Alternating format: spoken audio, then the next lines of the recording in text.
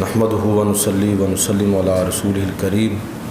اما بعد فاعوذ باللہ من الشیطان الرجیم بسم اللہ الرحمن الرحیم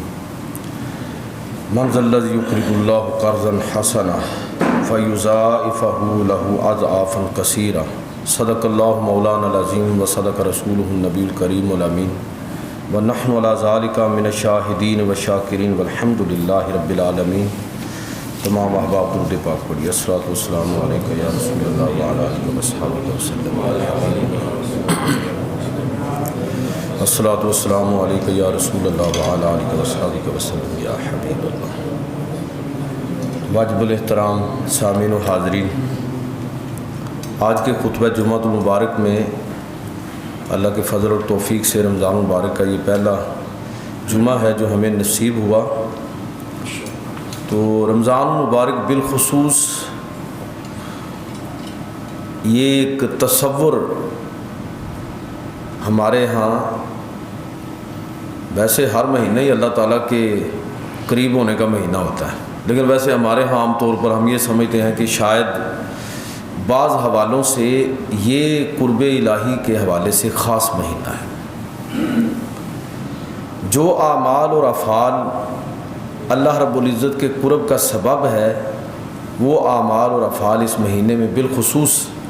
اہل ایمان ان کو انجام دیتے ہیں۔ تلاوت ہے، تراویح ہے، ذکر اذکار ہے، روزہ ہے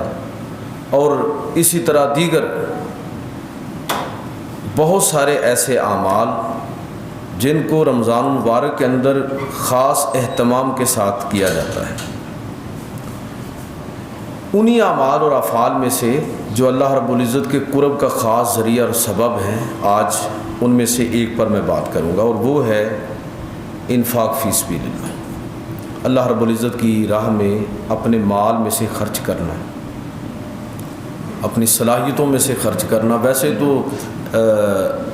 انفاق صرف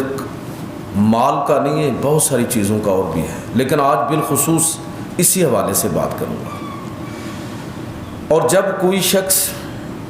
اللہ رب العزت کے قرب کی نیت کے ساتھ اللہ کی راہ میں اسی کے دیے ہوئے مال میں سے خرچ کرتا ہے تو اللہ تعالیٰ پر تو کوئی چیز لازم نہیں کر سکتا، لیکن بسا اوقات وہ بندوں پر اتنا مہربان ہے کہ بسا اوقات خود ہی اپنے اوپر وہ چیز لازم کر لیتا ہے۔ کبھی وہ یہ کہتا ہے کہ اگر کوئی یہ شخص ایسا عمل کرے گا تو میں لازمی طور پر اس کو معاف کر دوں گا، حالانکہ اس پر کوئی لازم کر نہیں سکتا، لیکن یہ اس کا فضل اور کرم ہے انسانوں پر کہ وہ خود ہی یہ اعلان کر دیتا ہے کہ میں لازمی طور پر اس کو معاف کروں گا، میں اس کی مغفرت کر دوں گا، میں اس کے پچھلے گناہوں کو معاف کر دوں گا، میں اس کے پچھلے گناہوں کو نیکیوں کے اندر تبدیل کر دوں گا۔ تو کوئی بھی اللہ پر لازم نہیں کر سکتا، لیکن وہ اپنے بندوں پر اس درجے مہربان ہے کہ کئی چیزوں کو وہ اس انداز میں ذکر فرماتا ہے کہ گویا کہ وہ خود اپنے اوپر لازم کر رہا ہے، حالانکہ اس پر کوئی لازم نہیں کر سکتا۔ انہی میں سے ایک چیز یہ بھی ہے، اللہ رب العزت ارشاد فرماتا ہے کہ من ذا الذی یقرض اللہ قرضا حسنا، کون ہے جو اللہ کو قرض حسنہ دے، فیضاعفہ لہ اضعافا کثیرا۔ پھر یہ ہے کہ اس قرض کو صرف واپس کرنے کی بات نہیں فرمائی، بلکہ فرمایا کہ اس کے اوپر جتنا وہ رب چاہے گا اضافہ فرمائے گا، اور الفاظ جو ہیں وہ بھی ذرا سماعت فرمائیں کہ اضعافا کثیرا۔ یہ نہیں فرمایا کہ اتنا یا اتنا، یہ گن کے نہیں بتایا، بلکہ وہ اضافہ کس درجے ہوگا، بہت زیادہ۔ اور میری اوقات اور آپ کی اوقات اتنی ہے نا کہ ہم کوئی طے کر لیں کہ یہ بہت زیادہ ہے، تو اللہ رب العزت اپنی شان کے مطابق اس پر کس درجے اضافہ فرمائے گا یہ ہم نہیں جانتے۔ تو اس سے بڑی اس رب کی ہمارے اوپر اور کیا مہربانی ہے۔ عربی زبان میں جو قرض کا لفظ ہے نا، اس کا مطلب ہوتا ہے کہ ہر وہ عمل، ہر وہ فعل جس پر جزا طلب کی جا سکے، جس کا بدلہ لازم ہو۔ یعنی پھر وہی بات کہ اللہ کو قرض دینے کی ہماری کیا اوقات ہے، لیکن وہ رب فرما رہا ہے کہ یہ تم جو خرچ کر رہے ہو نا، اگرچہ میرا ہی دیا ہوا ہے، لیکن تم اس میں سے جو خرچ کرو گے وہ مجھ پر قرض ہے، اور قرض کا مطلب یہ ہے کہ جس کی جزا اور جس کا بدلہ رب کریم لازمی طور پر انسان کو عطا فرمائے گا۔ کون ہے جو اللہ کو قرض حسنہ دے؟ اور یہ اللہ کی راہ میں خرچ کرنا، اللہ کے دیے ہوئے مال میں سے خرچ کرنا،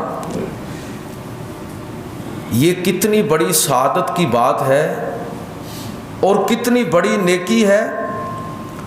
کہ اس کا صحیح اندازہ جو ہے وہ انسانوں کو اس وقت ہوگا جب وہ اس دنیا سے چلے جائیں گے۔ میدان محشر قائم ہوگا، اس وقت کا جو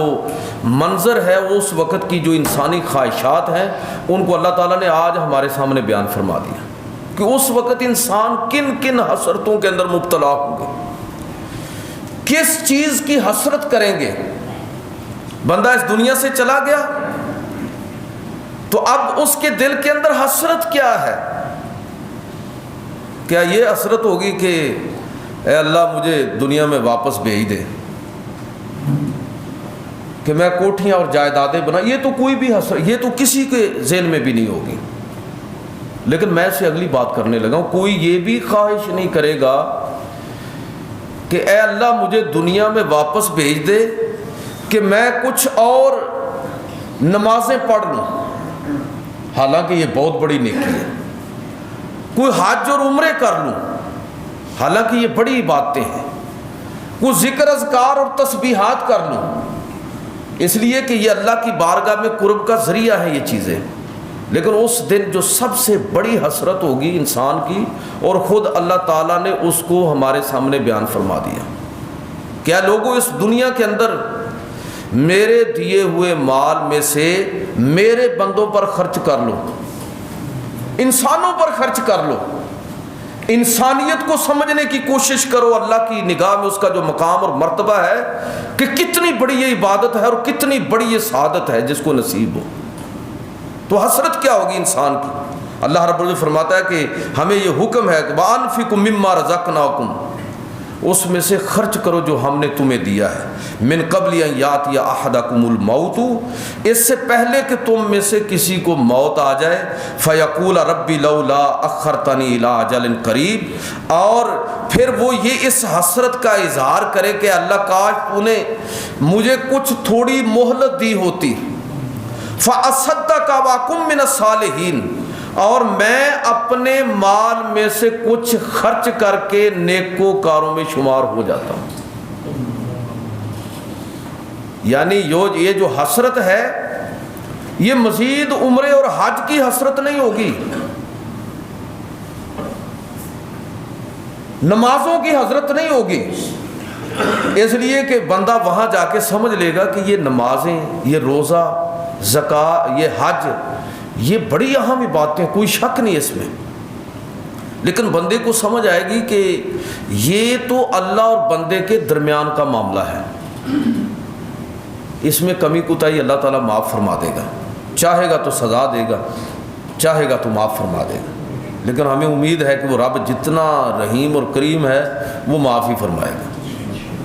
لیکن جس چیز میں کوتاہی حسرت ہوگی انسان کے لیے وہ یہ ہے کہ جس مال کے لیے وہ دن رات مرتا رہا ہے اور کوشاں رہا ہے اور اپنی زندگی کو اس نے کھپا دیا ہے، وہ ایسے ہی چھوڑ کر آ گیا، اور اگلی نسلوں کو اس کی اس محنت کی قدر و قیمت کا بھی اندازہ نہیں ہے۔ اگر ہو بھی میں کہتا ہوں تو تب بھی کیا ہے، حساب کتاب تو وہ دے گا، اس میں سے اس نے اپنے لیے کتنا بچایا ہے، جو اس نے اولاد کے لیے چھوڑ دیا وہ اسی کے لیے ہے، رشتہ داروں کے لیے ہے، عزیز و اقارب کے لیے، اس نے اپنے لیے وہ چھوڑا ہے جو اس نے اللہ کی راہ میں دے دیا۔ یہ ہے وہ مال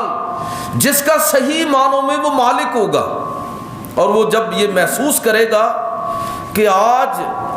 یہ نیکی جو ہے وہ اتنی بڑی نیکی بن گئی ہے۔ اور میں اکثر آپ سے عرض کرتا ہوں کہ قیامت کے دن اللہ رب العزت نے یہ نہیں فرمایا کہ میں نیکیوں کو گنوں گا، یہ بات ہی نہیں فرمائی، نیکیوں کو تولنے کی بات کی ہے رب کریم میزان نصب کرے گا. ہو سکتا ہے کہ کسی آپ نے کسی ضرورت مند کی ضرورت کو پورا کیا ہو، کسی بچے کی فیس ادا کر دی ہو، کسی غریب آدمی کی مدد کر دی ہو، کسی کو برے راستے سے روکنے کے لیے آپ نے اس کو کسی خیر کے کام کی طرف لگا دیا ہو اور آپ بھول گئے ہوں، آپ کو خواب و خیال بھی نہیں ہے کہ آپ نے وہ بظاہر آپ کی نظر میں جو چھوٹی سی نیکی تھی وہ اس نے ایک پوری نسل کو تبدیل کر کے رکھ دیا ہے. اس خاندان کے اندر کس طرح خیر آئی ہے اس آپ کی ایک مہربانی کے نتیجے میں، اور اب قیامت تک وہ سارا اجر و ثواب آپ کے نامہ اعمال میں ہوگا. تو میرے بھائیوں، اللہ رب العزت نے قیامت کی اس حسرت کا ذکر فرمایا جس کا شکار بہت سارے لوگ ہوں گے. بندہ مومن کا کمال یہی ہے کہ وہ اس دنیا کو اس دنیا کے اندر اپنی زندگی اس طرح گزارتا ہے کہ گویا کہ ہر لمحہ وہ آخرت کی تیاری کر رہا ہے. تو فرمایا کہ وَأَنفِقُ مِمَّا رَزَقْنَاكُم مِّن قَبْلِ أَن يَأْتِيَ أَحَدَكُمُ الْمَوْتُ فَيَقُولَ رَبِّ لَوْلَا أَخَّرْتَنِي إِلَىٰ أَجَلٍ قَرِيبٍ فَأَصَدَّقَ وَأَكُن مِّنَ الصَّالِحِينَ. تو اس حسرت سے پہلے کہ بندہ یہ کہے اے اللہ کاش تھوڑا وقت اور مل گیا ہوتا کہ میں اللہ کی راہ میں خرچ کر کے تیرا اور زیادہ قرب حاصل کر سکتا. تو میرے بھائیوں یہ موقع آج ہے، اور رمضان مبارک میں تو اس وجہ سے زیادہ ہم اس کو محسوس کرتے ہیں کہ یہ وہ وقت ہے کہ جس میں پہلے کی نسبت کہیں زیادہ اجر و ثواب اللہ کی بارگاہ سے انسان کو عطا ہوتا ہے. عام حالات میں اور رمضان میں ویسے تو بسا اوقات کسی کی ضرورت اس طرح کی غیر رمضان میں ہو تو رمضان سے بھی زیادہ وہاں فضیلت ہو سکتی ہے، لیکن ایک عمومی اصول کیا ہے جو اللہ کے پیغمبر نے بیان فرمایا کہ رمضان میں نفل فرض کے برابر ہے، اور فرض جو ہے وہ 70 فرضوں کے برابر ہے اگر کوئی آدمی اس کو ادا کرتا ہے، اور اس سے اوپر کتنا ہے اللہ تعالیٰ ہی بہتر جانتا ہے. تو لہٰذا ہمیں اللہ رب العزت کے اس حکم کو پیش نظر رکھنا ہے اور اپنے گرد و نواح دیکھنا ہے کہ ہمارے جتنی ہمیں اللہ نے توفیق دی ہے اپنے عزیز و اقارب کے اندر، رشتہ داروں کے اندر اور جاننے والوں کے اندر ہم نے اپنی توفیق کے مطابق دوسروں کی مدد کرنی ہے، ان کی ضروریات کو پیش نظر رکھنا ہے.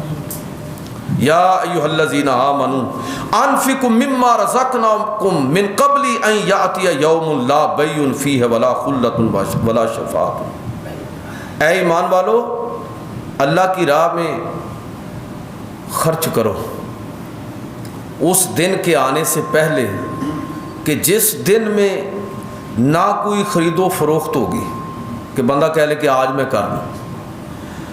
نہ کوئی دوستی یاری ہوگی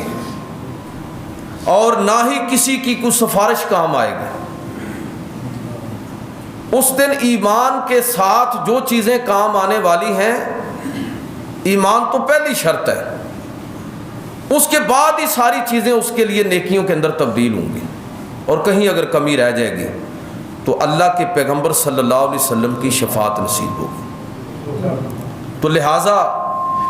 پہلی بات جو میں آپ کی خدمت میں خصوصیت کے ساتھ عرض کرنا چاہتا ہوں کہ رمضان مبارک میں بالخصوص ہم اس چیز کا خصوصی اہتمام کریں. اور کن لوگوں کے اندر یہ صدقہ اور خیرات اور مال جو خرچ کرنا ہے، قرآن مجید سورہ توبہ کی آیت نمبر 60 کے اندر اللہ رب العزت نے ان مصارف کا ذکر فرمایا ہے کہ انما الصدقات للفقراء والمساکین والعاملین علیہا والمؤلفۃ قلوبہم وفی الرقاب والغارمین وفی سبیل اللہ وابن السبیل. کہ یہ 8 مصارف ہیں جن کا خصوصیت سے ذکر ہوا کہ فقراء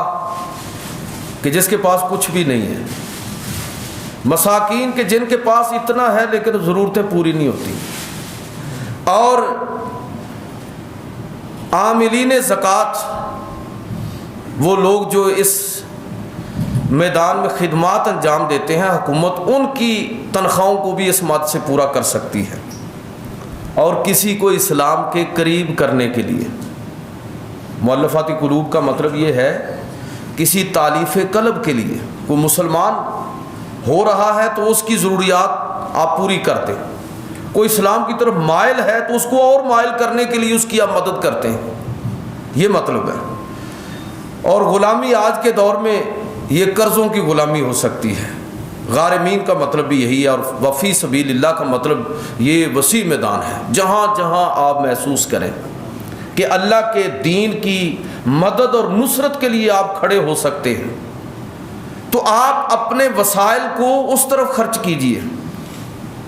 یہ ایصال ثواب لوگ کرتے ہیں، اور میں اکثر اس میں بات عرض کیا کرتا ہوں، ہمارے ذہن میں یہ بات بیٹھ گئی ہے کہ شاید مسجد بنوانا ہی ایصال ثواب، مسجد بھی ہے کوئی شک نہیں، مدرسہ ہے، مسجد ہے، اور بھی بہت سارے، لیکن آپ نے اپنے دور کے لحاظ سے دیکھنا ہے کہ جس دور میں آپ جی رہے ہیں ہو سکتا ہے کہ اس محلے میں مسجد پہلے سے ہی موجود ہو، تو کسی غریب آدمی کی مدد کر دینا مسجد بنانے سے بھی بس اوقات زیادہ اجر و ثواب کا باعث ہے اللہ کے۔ لوگوں کی ضروریات کو دیکھنا ہے، حالات اور وقت کے تقاضوں کو مد نظر رکھتے ہوئے ہم اپنے مال کو اللہ کی راہ میں خرچ کریں۔ یہ دیکھیں کہ اس وقت کس چیز کی ضرورت ہے، صرف دیگیں چڑھا کے صدقہ کر دینا یہی صدقہ ہے؟ ہمارے استاد ہیں، اللہ تعالیٰ ان کو غریق رحمت فرمائے، مجھے یاد ہے شیخ الحدیث مولانا عبدالحکیم شرف قادری رحمۃ اللہ تعالیٰ، ان کی والدہ محترمہ کا انتقال ہوا تو مجھے یاد ہے کہ انہوں نے ختم میں بہت ساری کتابیں رکھ دیں، ڈھیروں کتابیں، دعا مانگی اور پھر لوگوں کے اندر کتابیں تقسیم کرنا شروع کر دی۔ تو یہ ہے ختم،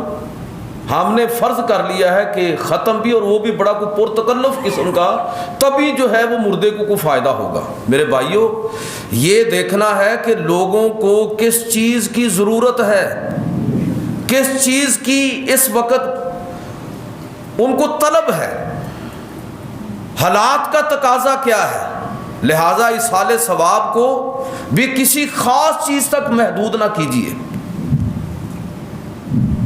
تو میں یہ عرض کرنا چاہوں گا کہ اس چیز کو مد نظر رکھنے کی ضرورت ہے۔ یہ 8 مصارف قرآن مجید نے ذکر ضرور کیے ہیں، لیکن وفی سبیل اللہ کا لفظ کہہ کے کہ جہاں بھی آپ محسوس کریں اللہ کے دین کی مدد اور نصرت کے لیے اگر آپ محسوس کرتے ہیں تو وہاں پر اپنی مال اور دولت کو خرچ کیجیے۔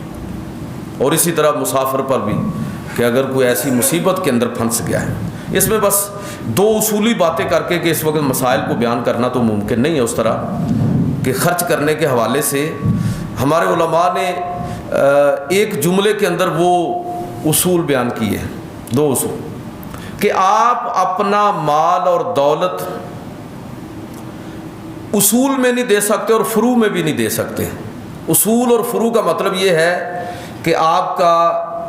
دادا، پردادا، دادی، پردادی اوپر تک چلے جائیں جتنے بھی کوئی زندہ ہوں، نانا نانی اسی طرح، اور اسی طرح نیچے فروع کون ہے؟ آپ کی اولاد، آپ کا بیٹا، آپ کا پوتا، پڑپوتا، ان میں آپ زکوٰۃ نہیں دے سکتے۔ ان کو آپ ان کی خدمت کرنا یا اگر آپ کو اللہ نے وسائل دیے ہیں تو ان کی ضروریات کو پورا کرنا، اور وہ محتاج ہوں تو ویسے ہی ضروری ہے۔ یعنی اصول اور فروع کی بات کر رہا ہوں۔ اس کے علاوہ جو دیگر آپ کے بہن بھائی ہیں ان کو آپ زکوٰۃ بھی دے سکتے ہیں۔ اچھا، اس میں بھی بعض لوگ مسئلہ پوچھتے ہیں، زیادہ تفصیل میں جانے کا تو موقع نہیں ہوگا، لیکن میں ایک اصولی بات کر دیتا ہوں کہ بعض دوست پوچھتے بھی ہیں کہ آپ کے عزیز و اقارب میں بہت سارے ایسے لوگ ہوتے ہیں، آپ جانتے ہوتے ہیں کہ یار یہ مدد کا مستحق ہے، لیکن وہ اپنی سفید پوشی کی وجہ سے کبھی آپ سے یہ کہہ ہی نہیں پاتا، تو کیا آپ اس کو زکوٰۃ کا مال دے سکتے ہیں؟ دے دیجئے۔ زکوٰۃ کا مال دیتے ہوئے بتانا ضروری نہیں ہے کہ یہ زکوٰۃ کا مال ہے، نیت کرنا ضروری ہے۔ آپ نیت کر لیں،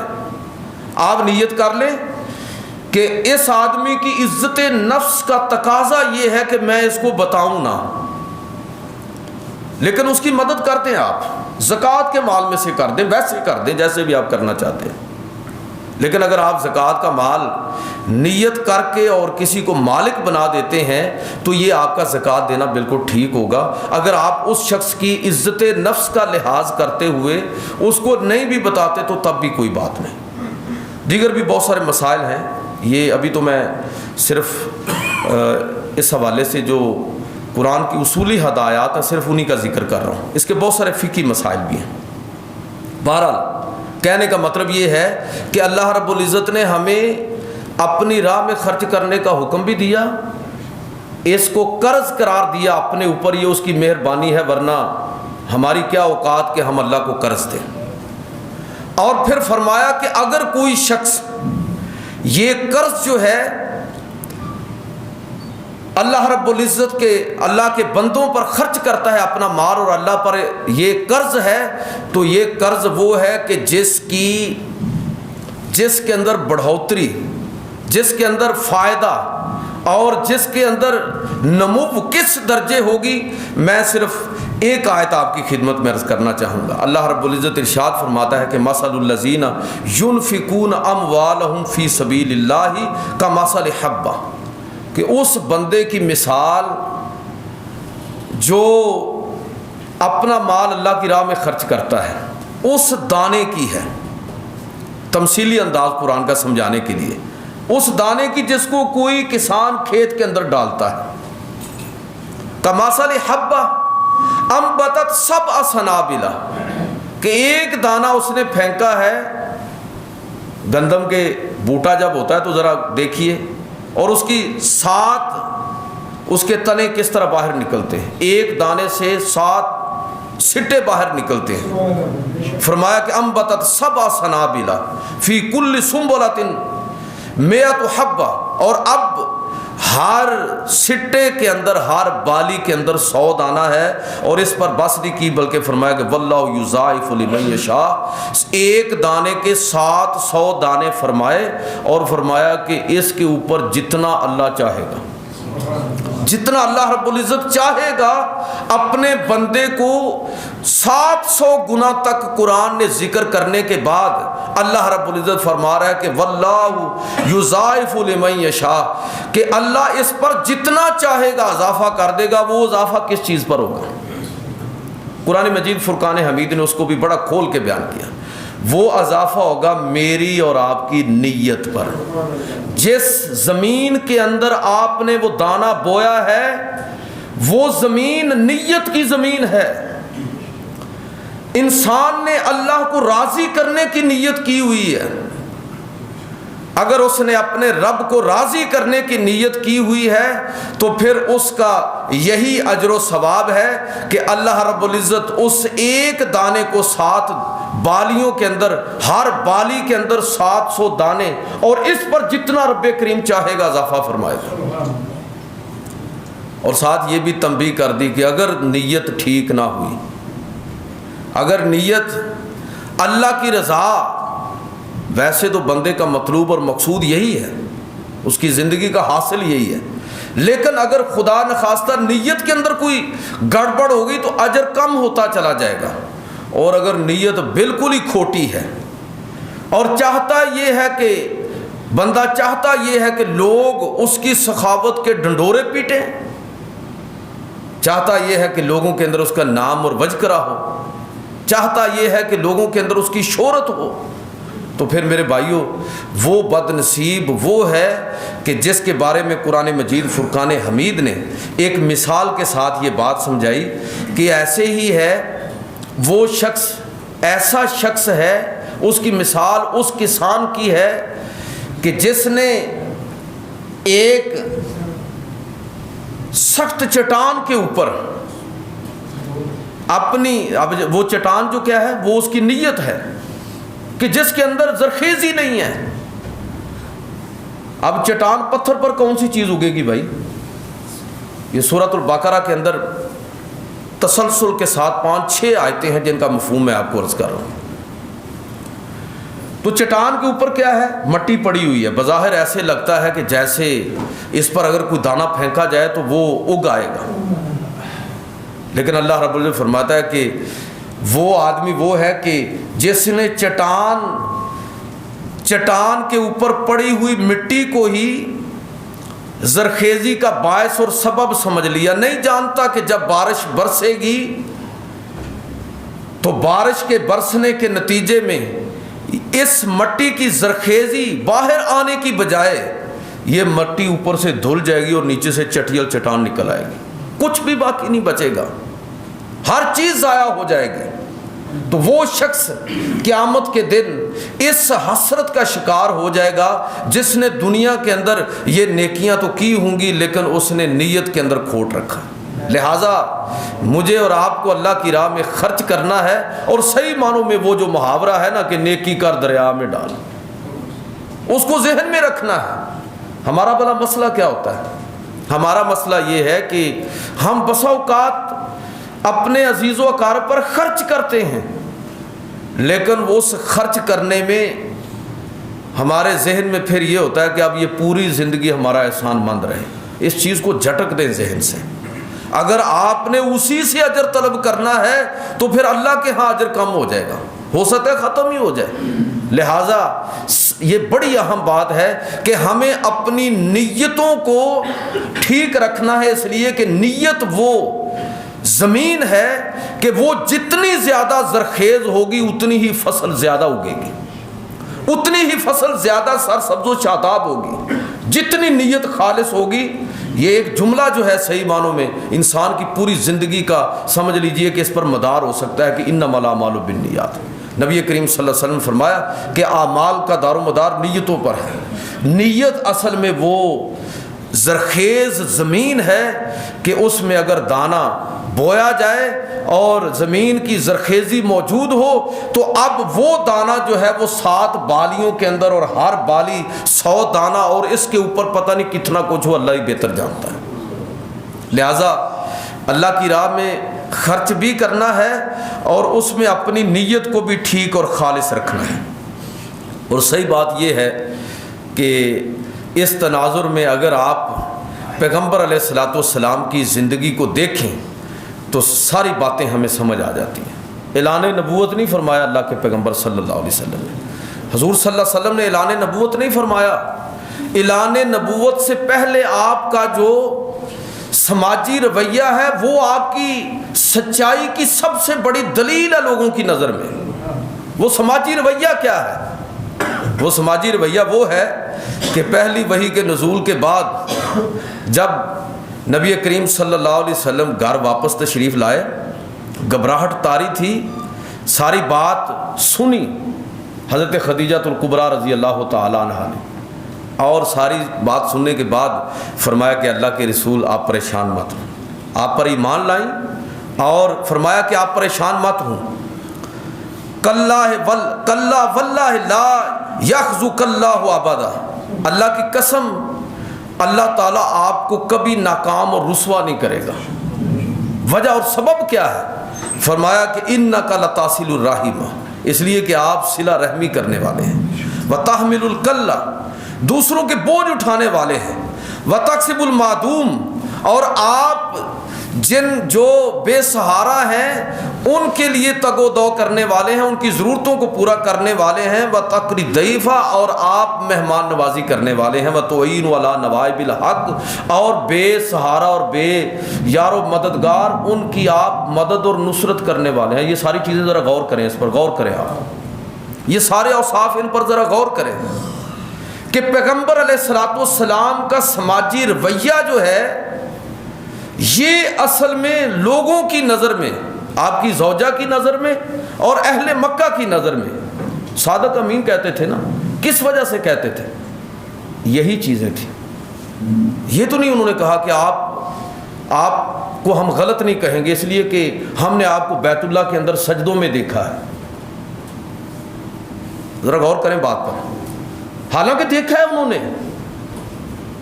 اللہ کے نبی صلی اللہ علیہ وسلم اعلان نبوت سے پہلے حج اور عمرے طواف فرماتے تھے،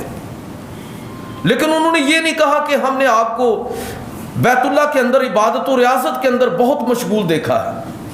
سجدوں میں دیکھا ہے، رات کی تنہائیوں میں بھی آپ کو دیکھا ہے، یہ نہیں کہا، بلکہ یہ کہا کہ ہم آپ کو جھٹلا نہیں سکتے اس لیے کہ ہم نے آپ کو صادق اور امین پایا ہے۔ میرے بھائیوں، عشق مصطفیٰ اور عشق رسالت کا تقاضا یہ ہے کہ ہماری زندگی کے اندر تبدیلی آئے۔ اگر ہمارے سماجی رویے تبدیل نہیں ہوتے، اگر ہماری زندگی کے اندر کوئی بدلاؤ نہیں آتا تو میرے بھائیوں یہ سمجھ لیں کہ ہم نبی کریم صلی اللہ علیہ وسلم کے رستے اور آپ کے طریقے پر یہی ہے کہ اگر ہم اللہ کا قرب چاہتے ہیں تو پھر ہم اس بات کو سمجھیں کہ اللہ رب العزت نے اپنے بندوں کی تعریف کے الفاظ میں فرمائی ہے کہ یہ وہ لوگ ہیں وَيُؤْثِرُونَ عَلَىٰ أَنفُسِهِمْ وَلَوْ كَانَ بِهِمْ خَصَاصَةٌ، کہ یہ وہ لوگ ہیں اپنی ضرورتوں کو پیچھے چھوڑ دیتے ہیں، دوسرے کی ضرورت کو مقدم کرتے ہیں۔ وَيُطْعِمُونَ الطَّعَامَ عَلَىٰ حُبِّهِ مِسْكِينًا وَيَتِيمًا وَأَسِيرًا، اور یہ وہ لوگ ہیں جو صرف اور صرف اللہ کی رضا کے لیے یتیموں، مسکینوں اور قیدیوں کو کھانے کھلانے والے ہیں۔ تو بھائیو، اصل بہت بڑی جو نیکی ہے وہ یہ ہے کہ انسانیت کو آدمی پہچاننے لگے۔ اللہ رب العزت تک پہنچنے کا بہت بڑا ذریعہ اور سبب وہ یہ ہے کہ انسانوں کے ساتھ ہمارا معاملہ کیا ہے، انسانوں کے ساتھ ہمارے تعلقات کس طرح کے ہیں۔ تو یہ جب تک یہ تعلقات ٹھیک نہیں ہوں گے، جب تک ہم دین کی اس جہت کو سمجھیں گے نہیں کہ اصل یہ دین وہ ہے کہ جس کے فوائد اور ثمرات اور جس کی ہدایات مرنے کے بعد کے ساتھ ہی نہیں ہے، اس زندگی کے ساتھ ہے، ہماری عملی زندگی کے ساتھ ہے، اس وقت تک اس دین کی برکات ہمیں نصیب نہیں ہوں گی۔ اسی وقت نصیب ہوں گی جب ہم اس دین کو اپنے اوپر طاری کر لیں، اپنی زندگیوں کا حصہ بنا لیں، اپنی عملی زندگی پر اس کو نافذ کر لیں۔ اللہ رب العزت مجھے اور آپ کو عمل کی توفیق عطا فرمائے۔